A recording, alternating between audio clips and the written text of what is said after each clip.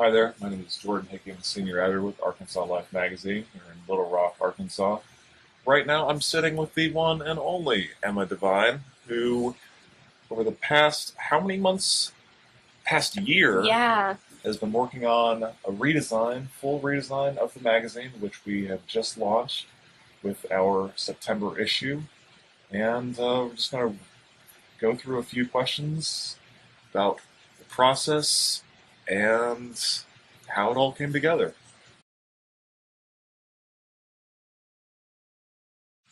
Tell me about this redesign.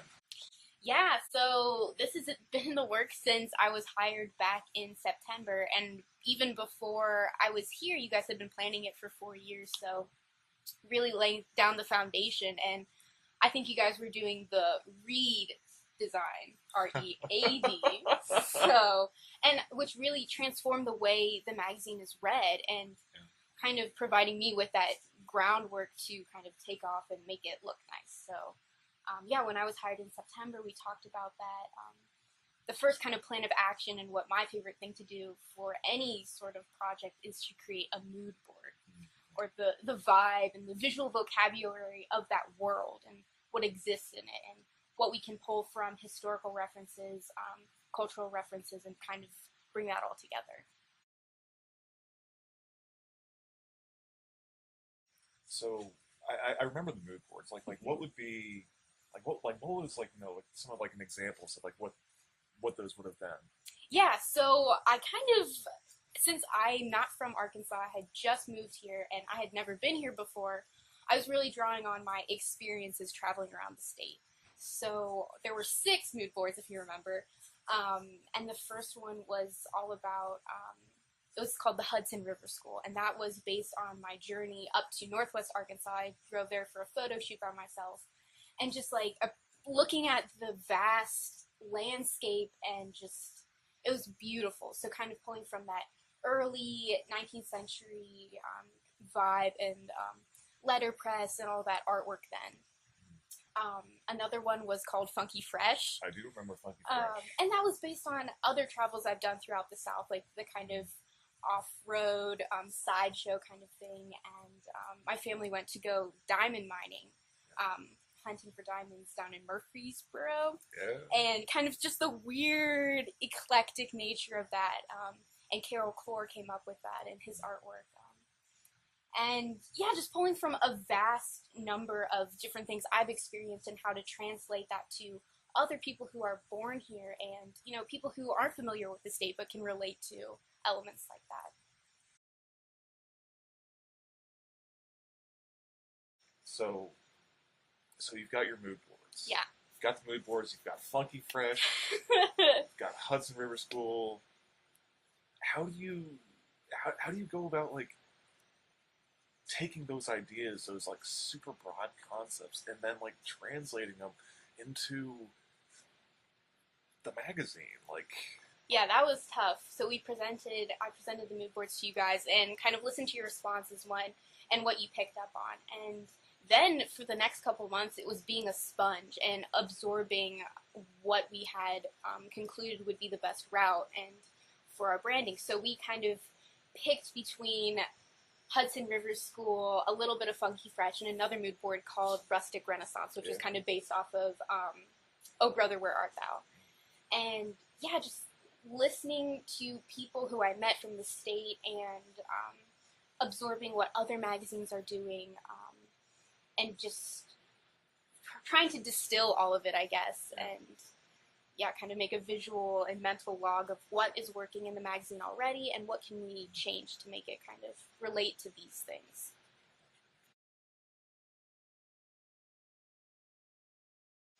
okay, so you've pulling from all these different mood boards, but like Yeah. where else were you drawing from? Like what other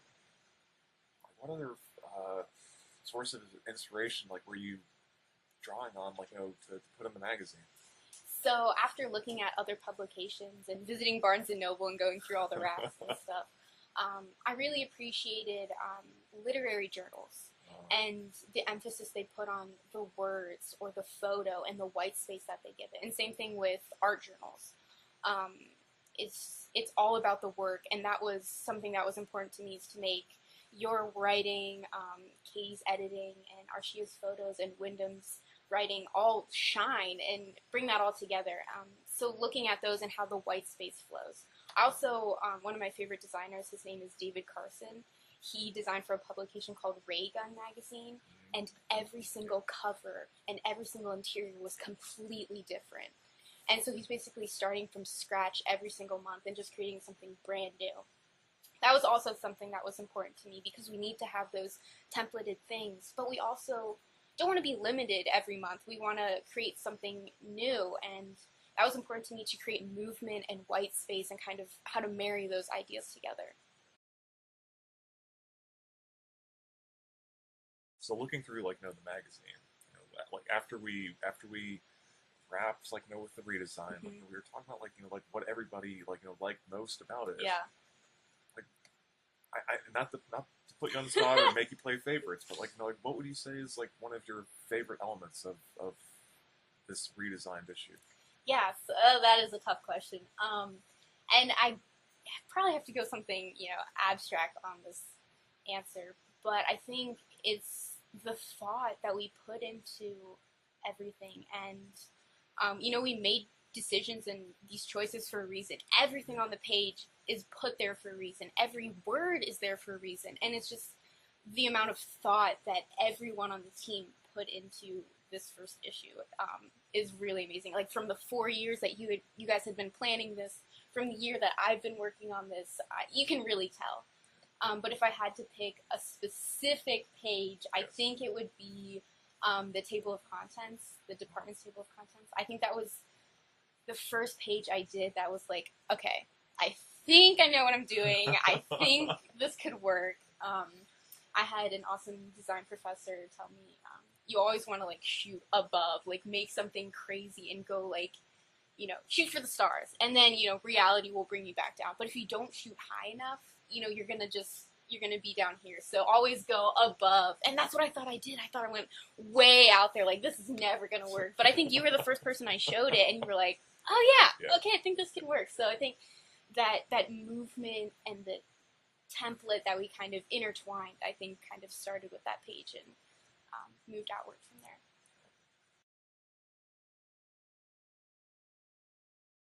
And so, looking back on it, it's quite a process. But what were some of the biggest hurdles, biggest challenges that you had in putting it together? Yeah, I think just the fact that it's called Arkansas Life, and I have only had an Arkansas Life for almost a year, just trying to relate to people. And this is a magazine for Arkansans by somewhat Arkansans, newbies, and trying to make something that people can really feel pride in for their state, and a curiosity to learn something new. But not only that, again, with the templates, we never want to be locked into something. So having the flexibility to change and adapt, I think we have such a good foundation already. And this first magazine is a platform for us to spring off of. It's a pilot, so we can test what's working, what's not, and we can reflect on that. And knowing that was extremely helpful, and kind of took that pressure, so we can deal with other challenges that we have, going forward. If we want to try something new, we can. If we want to take something out, we can.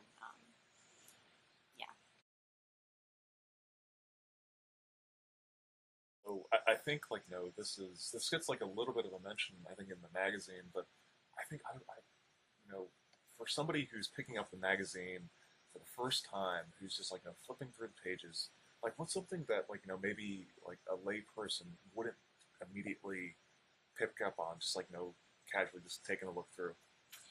I think the biggest difference from the old magazine is what we like to call reader entry points. Yeah. And it's something that we spent a lot of time thinking about how to get the reader more engaged. So all those things are for you, reader. It's the little bits of information that kind of make it interesting, and someone who's a flipper or skimmer can really appreciate, or someone who likes to read longer things indulge in like all those extra bits of information. So we spent a lot of time working on how to treat those and what to say and giving space for those extra tidbits.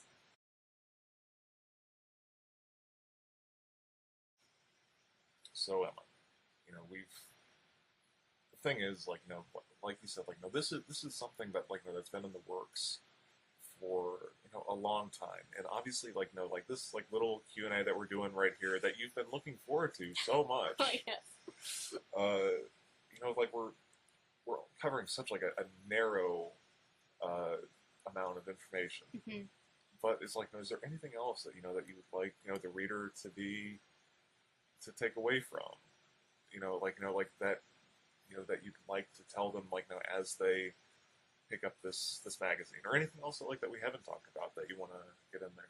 Yeah, I'm really excited, maybe a little anxious to hear feedback. So I would love to hear whether they're reading the iPad version or the digital edition on the website or a physical print copy. I'd love to know what they think about it, because a year of my life has been spent, thinking and wondering how people are going to react to it. So I would really like to know, did we capture Arkansas? Is there something that they'd like to see? But more importantly, I'm excited to watch this magazine grow and become more of the mood boards, to become more of itself as we move forward. The more content we do, the more stories we tell, I think the more and more it will become Arkansas Life and what this magazine is meant to be. So I'm excited to watch it grow, and I hope people will stick around and read with us. I love it. Thank you so much, Emma. Yeah, absolutely.